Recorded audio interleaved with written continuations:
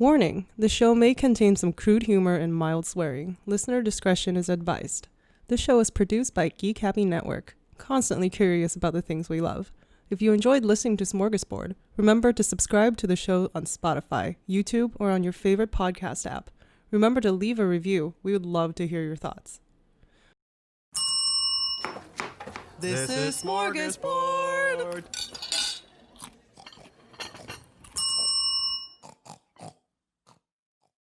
Welcome to Smörgåsbord, a show where we explore the rituals, myths, and all things strange about the world of food. I'm Mick, and here is my co-host, Angel. Yay. And today we welcome back Mr. Nick. Welcome back, Nick. Thank you so much.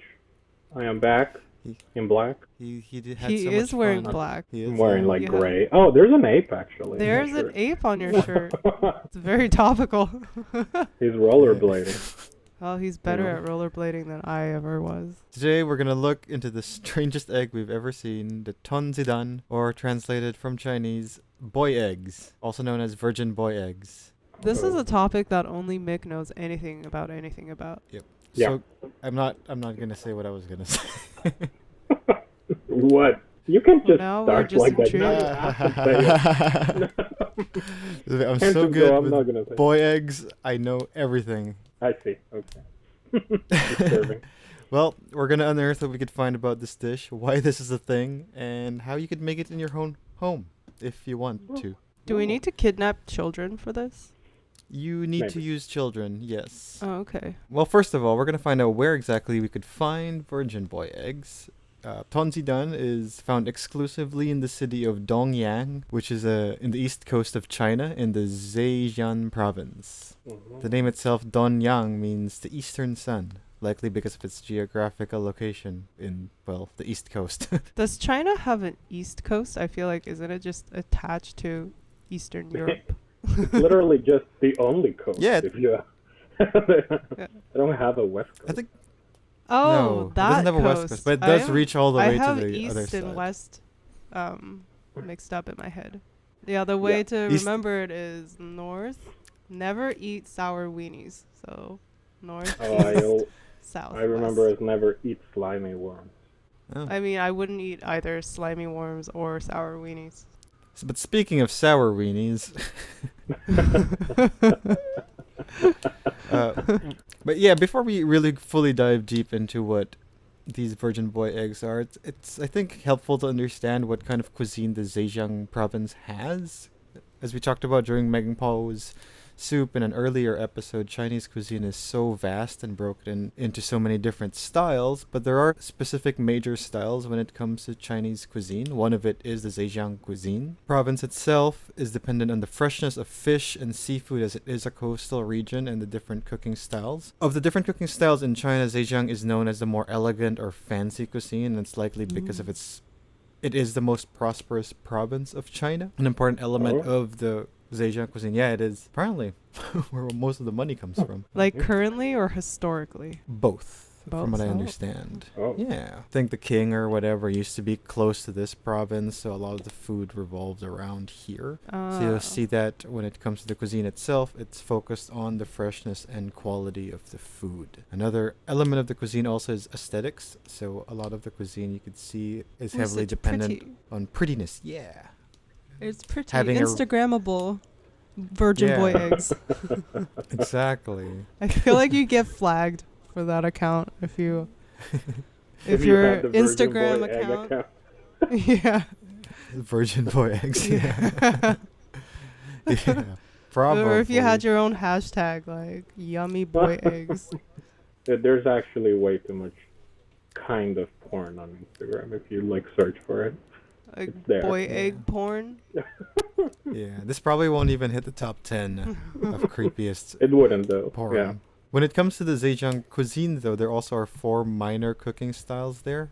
We'll look into this very briefly, and then we'll get into the virgin boy eggs. The first one is the Hangzhou cuisine, which is known as the most refined of the 4 because of its sophisticated shapeage of food. This is where you could find a lot of the aesthetics really come into play. You'll find ingredients are mostly fried or braised or stewed here. One example of a dish here is dongpo pork, which is braised pork. mixed with Shaoxing wine for hours, which makes it super tender that and one's super good. rich. I've had that one. Really? That It sounds pretty amazing. tasty. It's Yeah. great. Yeah. Here in Braising Vancouver. pork in wine for hours. Oh. Yeah. It just like falls apart in your mouth. You don't even need to like make the effort to choose itself. Those are my favorite It's like- type of foods, the ones where you make no effort. Exactly. Just put it into my mouth. Can you have it here in Vancouver? Or did you have it? I don't know. Mine was the one I had was homemade. I'm pretty sure. Oh, dang. It was What like is my the name of the grandma made it. cuisine again? Hangzhou. Hangzhou. Hangzhou. Hangzhou. Cuisine. Yeah. The next style of cooking is Ningbo, which is different from Hangzhou, as here dishes are more focused on retaining the original flavor or texture of the animal. So unlike mixing it with wine, this one will just use the animal's flavor itself, so not requiring a lot of seasoning. Dishes here are usually steamed, roasted, stewed, or stir-fried. As there are a number of different water bodies in Ningbo, their cuisine tends to be heavy on seafood and typically has this kind of salty, sea-like flavor profile because they don't do a lot of seasoning. One dish here is the Sukai Dahangyu, or the great croaker with pickled cabbage. The great croaker? Is that a frog? It's a fish, actually. Oh, okay. It's one of the fish I've had to scale. Anyway, I don't know how a I feel about pickled fish. Like pickled Yeah. cabbage. the only pickled thing I like is pickled. Yeah, so this one it's a fried big yellow croaker, which is a fish, not a frog, Okay. Not a and mixed frog. with some pickled mustard and seasoning. Like Brining is also a big part of the Ooh. Ningbo cuisine. So you'll find the Ningbo salty crab is just soaking crab in brine for a whole day and having that. Okay, isn't third- crab crabs. like already soaked in brine, as in ocean water? Yeah. I guess it's But a it's not, different it doesn't flavored brine. marinate in it. I don't think it Okay. gets Yeah. into his skin, right? You like de-shell it Yeah. and then further soak it in its natural environment. Yeah. Maximum saltiness. Yeah. I have a question in terms of crabs and crustaceans. Hmm.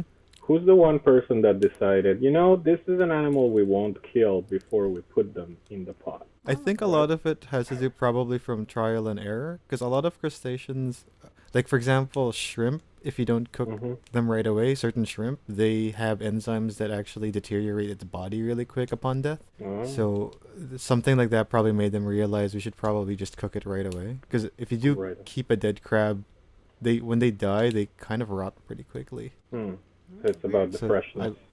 so I would assume it's through experience. Yeah, I just always wondered that because I'm like, well, this one we won't kill. It's like, imagine just grabbing the Yeah. cow and just being like, you're going on the fire pit right now. Immediately. Immediately. This is starting I to don't sound know. like Lord of the Flies. I know. Hi there, my name is Kanyeki Kamawe, and I'm the host of the Represented podcast. No matter who you are and no matter where you come from, we each have a story to tell. The Represented podcast explores individuals' life stories with the hope that we can identify with or learn from them. Subscribe and listen to the show on YouTube, Google Podcasts, Apple Podcasts, or even Spotify. You can also check us out on the Geek Happy Network website.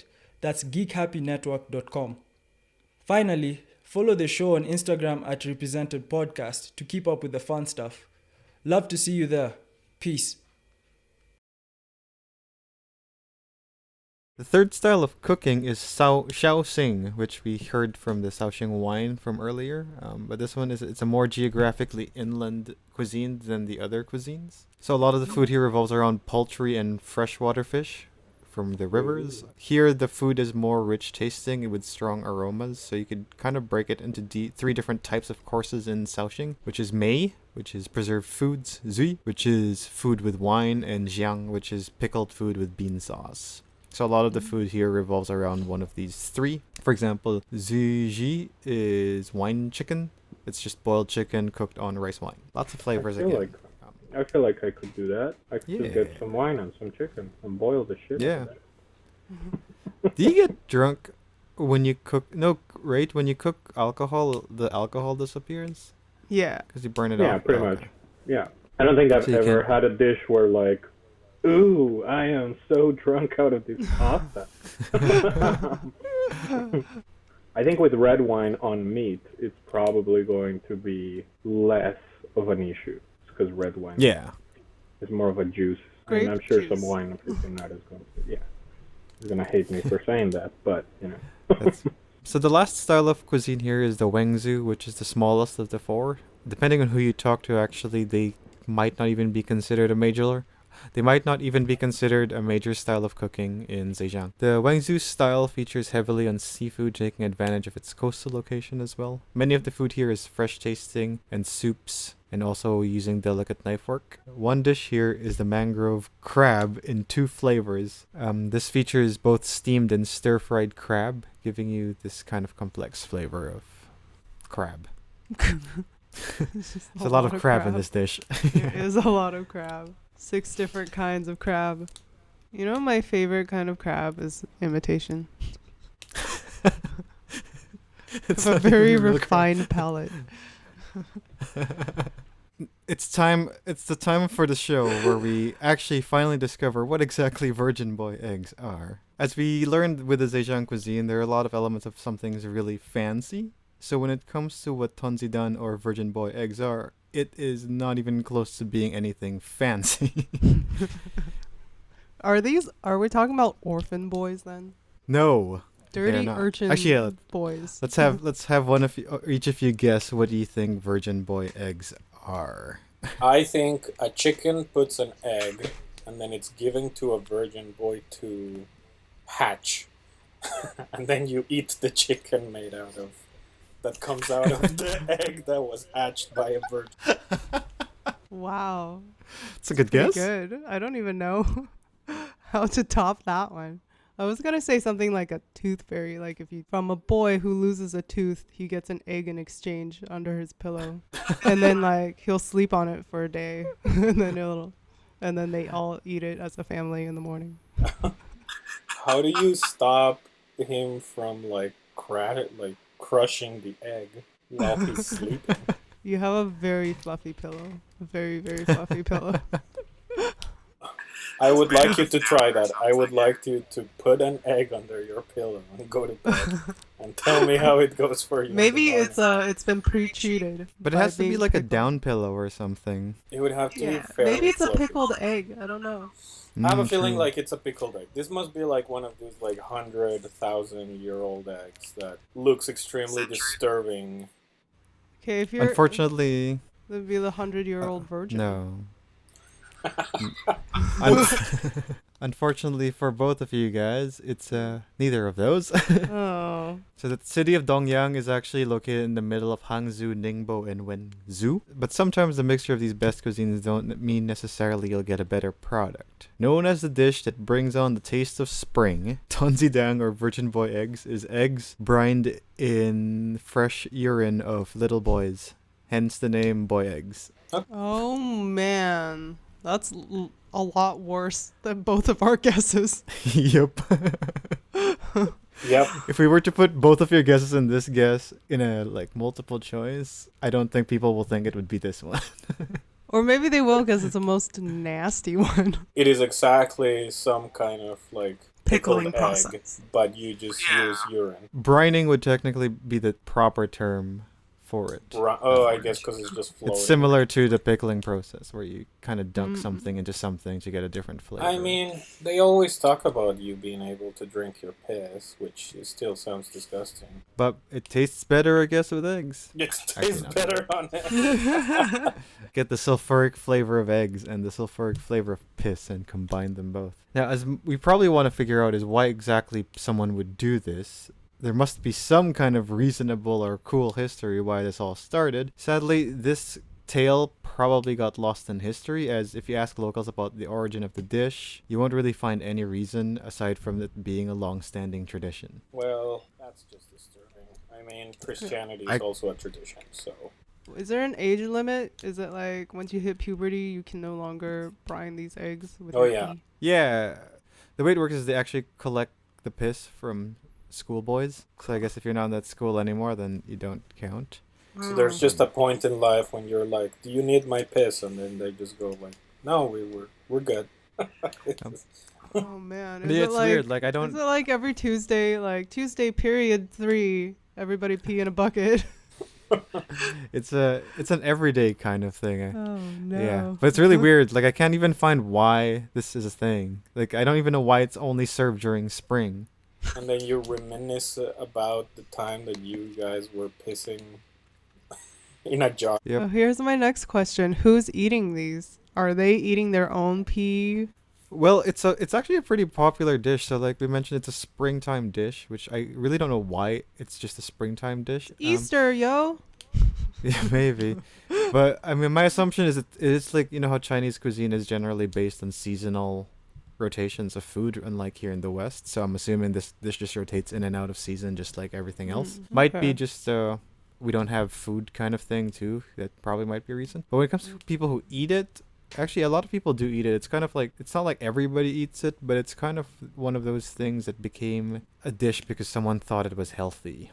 So Somewhat. the likely reason I assume it became a thing is because it became a preservation technique. Back in the day, it was also believed that ingesting urine had some health benefits, at least among the general population or the lower income families. So because eggs were such a popular source of nutrition, because most people back then were peasants and farmers, they probably put 2 and 2 together and made this dish: eggs, urine, preservation, health, virgin boy eggs. Now where the boys came into play, I have no idea. Some kid was just like, ooh, this is fun, and then it became a thing. This is making me think of Jeff Bezos injecting himself with young blood to keep alive. This sounds like in the same territory of draining the blood from the virgins in order to stay young.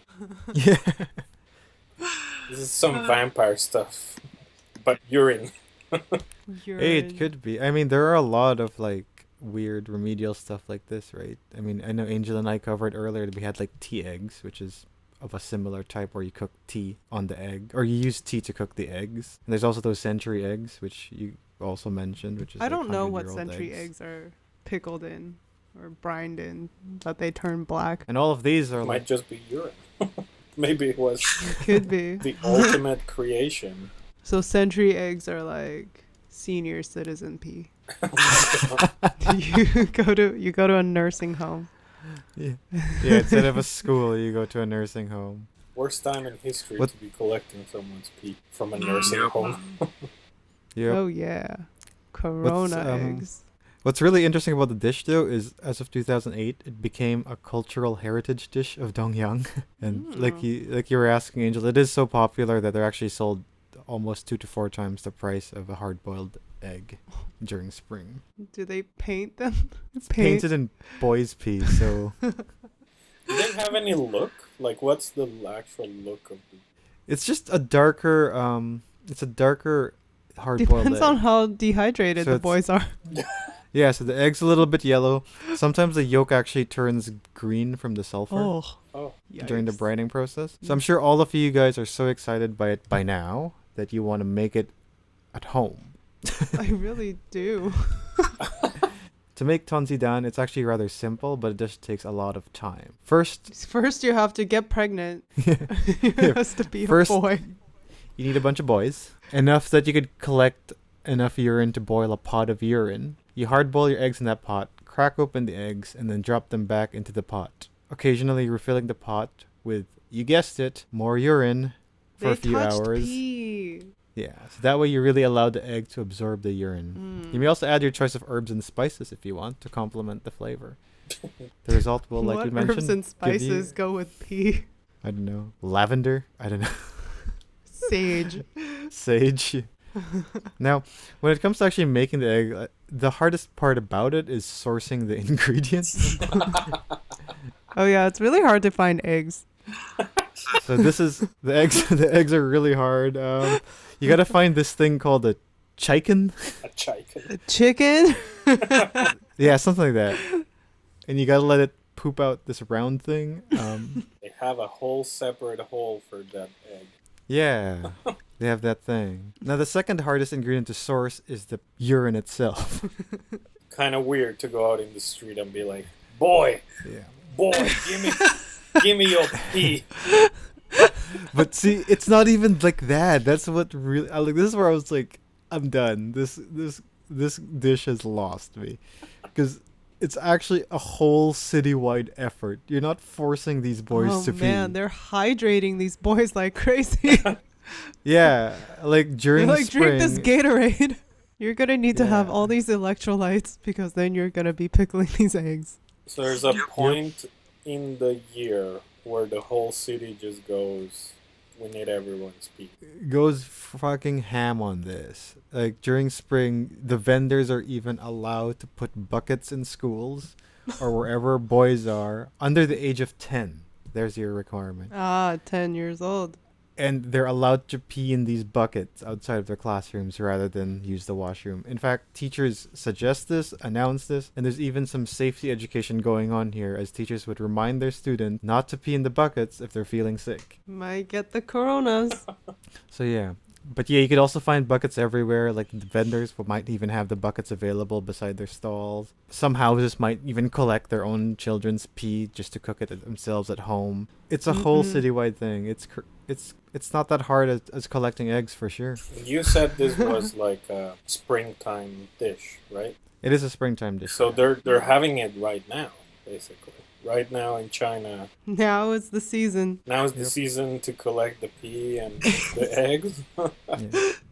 Yeah, 'tis the season. We might as well fly there now. I feel and like there has to be some restrictions right now. they're pretty trained in it, in a sense that if they feel sick, they know not to pee in it. So maybe it is not as popular now, or maybe they have quarantine boys for it. Quarantine boys. Quarantine boy eggs. Who knows? Oh my god. I don't agree with this dish. Most of the population of China is in the same boat as you, where No. it really is just specialized in Dongyang where it happens. So a lot of people around China are like, that's not really a dish we do. This is definitely one of those It's instances just these of, people right here. Yeah, it's like a localized tradition that became a thing. I guess it happens in a lot of different places. This one just so happened to have pea in it. Just found a Reddit photo of kids peeing in buckets, and right next to it is one of the eggs. It's yellow, it's like brown in the outside and just like green in the yolk. Yep, that's exactly what it is. Now, when it comes to the show, we asked two very big questions. Is it healthy or is it good? I'm gonna say no on both. Immediately. Pretty right, yeah. When it comes to the main selling point of the dish, it's believed that tanjidan is good for your health by preventing different conditions. It's believed to reduce your body heat during the summer to prevent heat stroke, or the spring to prevent heat stroke. It's also believed to improve your blood circulation or make you feel livelier. I'm sure this has something to do with also increasing your sexual libido or whatever. It's believed to also even be paleo for anyone on a paleo diet. This all sounds very placebo-y. Yeah. Okay, well that's true, but you can just eat eggs without the pea. Is it very keto though? Yeah. Is boy pea a carb? When it comes to any scientific proof or evidence to any of these health claims, there aren't really any. So yeah, it's probably just a placebo kind of thing. There's also that massive sanitation issue about this dish, so. Yeah. No shit. What stops a kid from just like, not just peeing in the thing, but, you know. They can always just put eggs in a public pool. You'll get the same result. Maybe they don't have a public pool, I don't know. I'm sure every 10-year-old boy in China is excited. Or not in China, at least in Dongyang, are like, can't wait for spring where I could just pee everywhere. Do they just eat it by itself? Does it accompany Yep. anything? Okay. It's not. It's just Nope. it's a dish on itself. Yeah, it's. I guess it's kind of like a street food. You order it from vendors in the streets and just Right. eat it. When it comes to is it good, it's kind of actually polarizing, even amongst people of Dongyang. And I'm pretty sure the reason of this is because of its smell. Oh no. I give you guys one guess what it smells like. Are you alive? Probably smells like the kind of pee you had after you had a night of binge drinking. Pretty much. It smells And like you did not sulfuric- hydrate with anything but vodka. Yeah. It smells like my alleyway, probably. That's what. Yep, 100% smells like pee. Taste-wise, though, people do say it tastes like just saltier, hard-boiled egg. So although it's cooked for hours in a pot of piss, it does make sense that the odor is what's strong, but the flavor doesn't, because the flavors and the smells of the pee don't really penetrate the egg shell. When you do hard boil it with the egg, or after you hard boil it as an egg, it's already a fully formed hard boiled egg, so it doesn't really get through. Maybe a little bit of the sulfur does get, or maybe a little bit of the pee gets through to change the color of the yolk inside, but for the most part, apparently it just tastes like hard boiled egg. I'll take a hard-boiled egg without the pea. Like, that's fine Yeah. with me. So if all they wanted was a saltier egg, why not just brine it in salt water? Like, You would think. yeah. You would think. just salt the egg after it's been boiled. Yeah, I don't know. That's one of those reasons that got lost in history. Yeah. I'm sure something must have happened in Dongyang that forced them to use pea to brine or preserve an egg instead of salt. And then someone believed it to be healthy, and then one thing led to another, and then And you this know. happened. It's like having children. Sometimes it's just unexpected. But that is virgin boy eggs for you. Nice.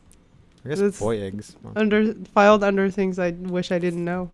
Just found an article from the Vancouver Sun, local newspaper.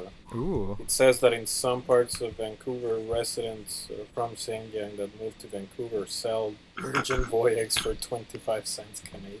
25 Ooh. cents. Ooh. That's a pretty If good I were to price. pee on like in a bucket to make eggs, I'd be like, "Yo, I'm charging you at least like a $5. like a surcharge." That must be illegal in Canada. There is no way that they can do them here and that not be like a health concern. Yeah. 100%. Yeah. In the States, maybe, because then they also had that guy who used his wife's breast milk for a dish. Ew. But in Canada, for sure, it's definitely illegal, I would say. We're just going to wrap this up real quick, and then we can... Virgin boy eggs. Well, that's your episode. Yeah. Bye. Goodbye. Bye-bye. This is Smörgåsbord.